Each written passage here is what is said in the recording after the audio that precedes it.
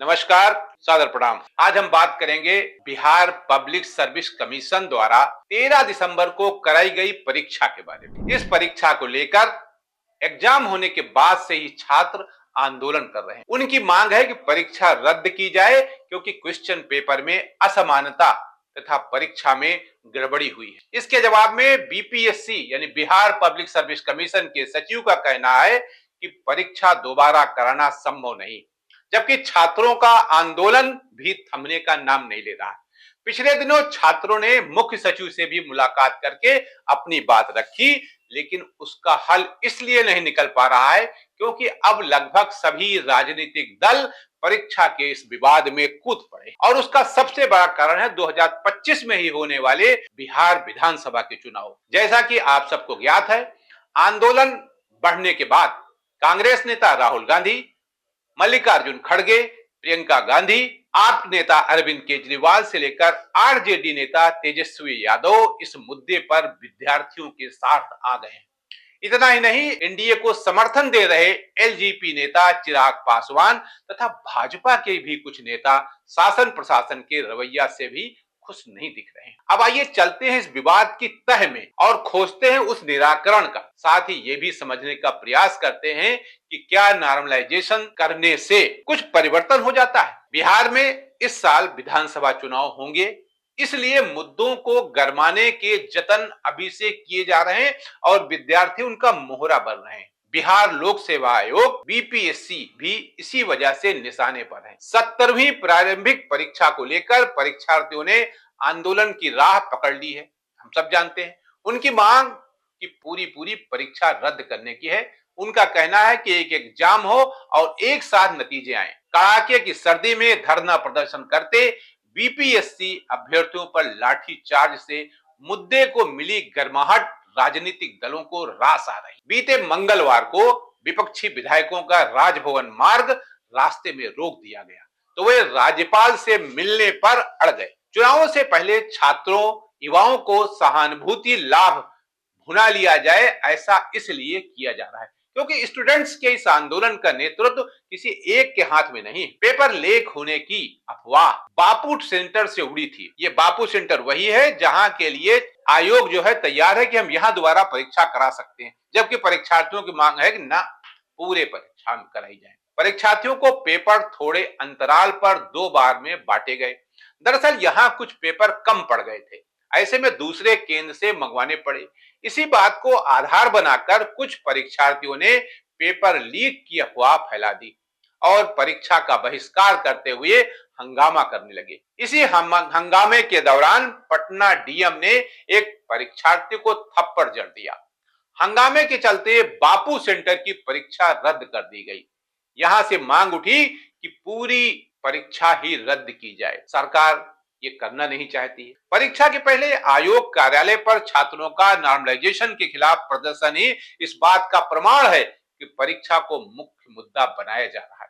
आयोग की ओर से पहले ही बता दिया गया था कि नॉर्मलाइजेशन नहीं किया जाएगा, फिर भी इसे लेकर उग्र विरोध प्रदर्शन किया गया और तब पुलिस की लाठियां प्रदर्शनकारी छात्रों पर बरसी।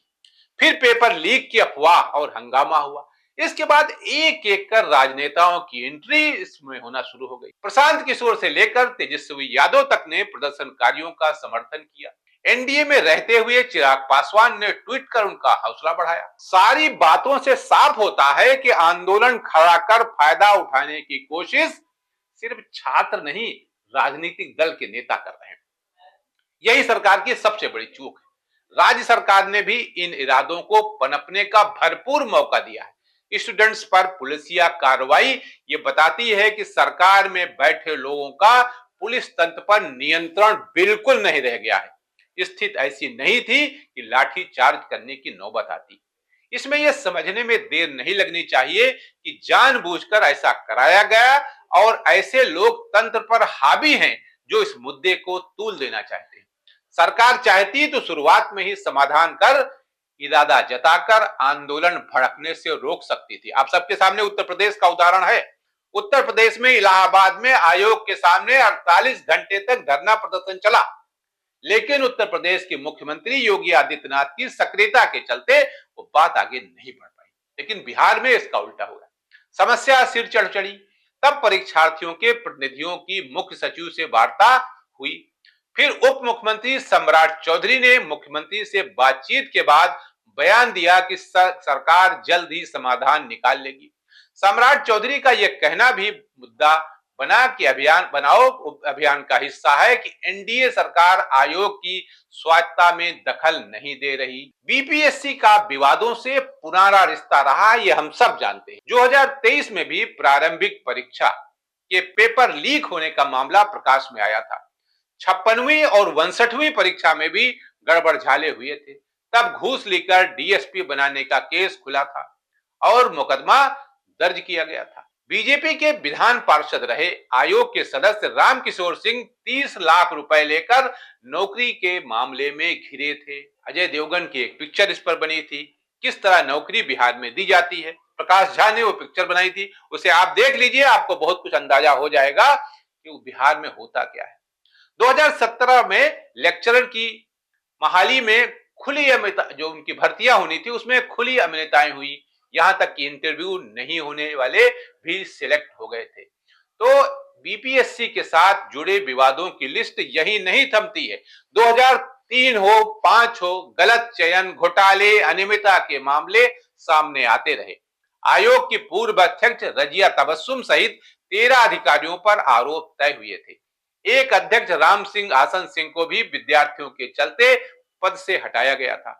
उत्तर पुस्तिकाओं से छेड़छाड़, कंप्यूटर से दस्तावेज मिटाने और पैसे के लेन देन के प्रमाण मिले थे। साल 1996 में तो इंजीनियरिंग कॉलेजों में एडमिशन का बड़ा घोटाला हुआ था। तब जांच की आंच तत्कालीन विज्ञान और प्रौद्योगिकी मंत्री ब्रज बिहारी प्रसाद तक पहुंच गई। सच कहा जाए तो बीपीएससी सरकारी संरक्षण में नौकरी बेचने वालों का एक गिरोह तंत्र की माफिक काम करने के लिए कुख्यात रहा। यह अपने आप में बहुत बड़ी बात है कि एक स्वायत्त शासी संस्था जिसका काम एग्जामिनेशन लेना, उसका रिजल्ट निकालना, नौकरियों के लिए नाम भेजना, और उसी के ऊपर इस तरह के आरोप लग रहे हैं। अभी हमने जिक्र किया ना अजय देवगन की पिक्चर आंदोलन का, उसमें यही था पूरा, किस तरह नौकरी रुपया दो तो नौकरी, रुपया नहीं दिया तो रुपया नौकरी गई।